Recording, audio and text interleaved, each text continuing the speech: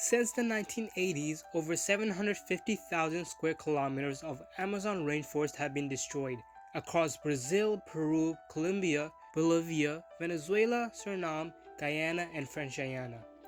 Why has Earth's largest rainforest been destroyed? Well, for most of human history, deforestation in the Amazon was primarily the product of supporting farmers who cut down trees to produce crops for their families and local consumption. But in the later part of the 20th century, that began to change, with an increasing proportion of deforestation driven by industrial activities and large-scale agriculture. By the 2000s, more than 3/4 of forest clearing in the Amazon was for cattle ranching. The result of this shift is forests in the Amazon were cleared faster than ever before in the late 1970s through the mid-2000s. Vast areas of rainforest were felled for cattle pasture, soy farms, drawn for dams, dug up for minerals, and bulldozed for towns and colonization projects. At the same time, the increase of roads opened previously inaccessible forests to settlement by poor farmers, illegal logging, and land speculators.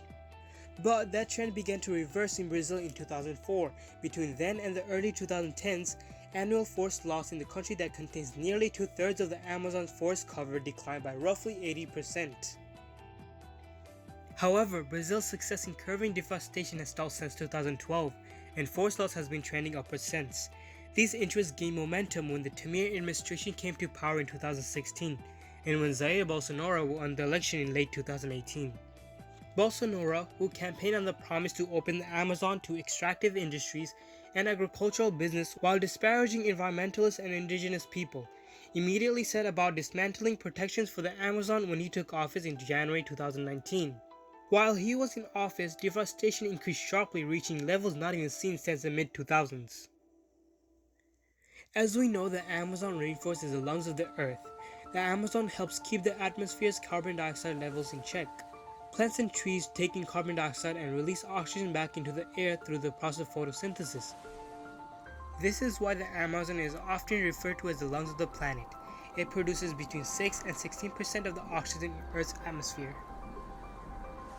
More than 2.5 million square miles of Amazon rainforest are also one of our greatest buffers against the climate crisis, since the trees absorb carbon dioxide, thereby keeping it out of the atmosphere. The Amazon plays a major role in many of the processes that makes our planet habitable, such as water cycles, weather patterns, and the exchange of oxygen and carbon dioxide. The rainforest is also home to more than 30 million people and over 10% of the world's biodiversity. Scientists see potential for new medicines in unstudied Amazon plants. But deforestation threatens all of that. So, here is what we can do. Many of the choices we make throughout the day when we're shopping, eating, or even driving are powered by deforestation. One easy way to combat deforestation is to plant a tree.